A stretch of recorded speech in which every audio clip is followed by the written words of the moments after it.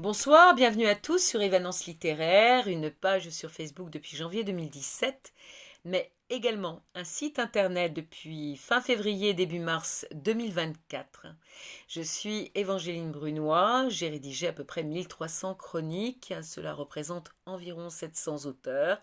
Je ne sais pas combien d'éditeurs, mais je profite de l'occasion qui m'est donnée pour les remercier pour leur confiance renouvelée pendant toutes ces années.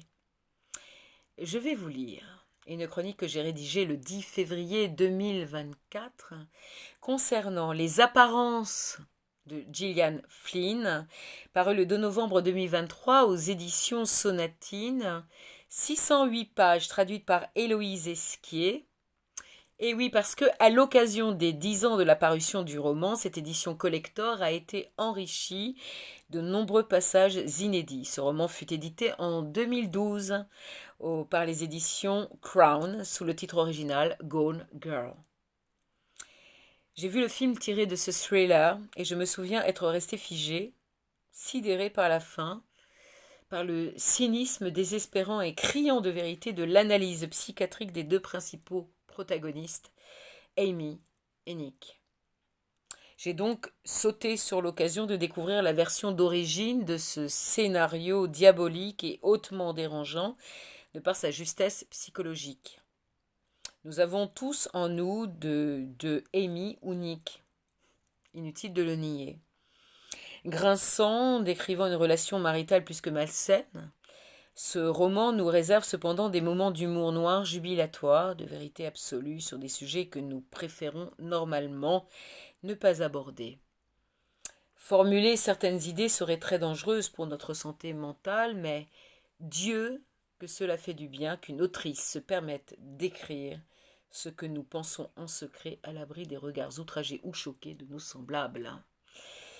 Le scénario est particulièrement ingénieux, l'histoire est en arrêt par Nick et Amy. La deuxième partie est un bal et masque, une fin de non-recevoir au jeu pervers des apparences. On sait dès lors qui est coupable, mais Gillian Flynn réussit brillamment à nous maintenir en haleine jusqu'à la dernière ligne. La justice et la vérité vont-elles triompher ? Dans une société américaine au bord du gouffre, ce couple hier riche, aujourd'hui est ruiné, obligé de partir s'installer dans le Missouri, dans une ville en faillite après un début de mariage flamboyant à New York, symbolise bien la chute du capitalisme, de l'ultralibéralisme, du TOC. Passage de l'autre côté du miroir, reprise du contrat de mariage afin de le modifier et d'ajouter des codicilles. Est-ce possible ?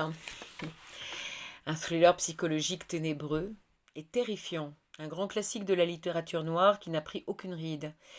Les scènes inédites ajoutées en fin d'ouvrage mettent en lumière le mécanisme de création artistique de l'écrivaine, heureuse de constater que tout était déjà là dès le début, même si ensuite plusieurs versions de ce récit ont été nécessaires avant parution. Et ça, c'est passionnant. Je vous invite à découvrir évidemment la 4e de couverture et la biographie de l'autrice sur le site de l'éditeur ou sur Évanence littéraire.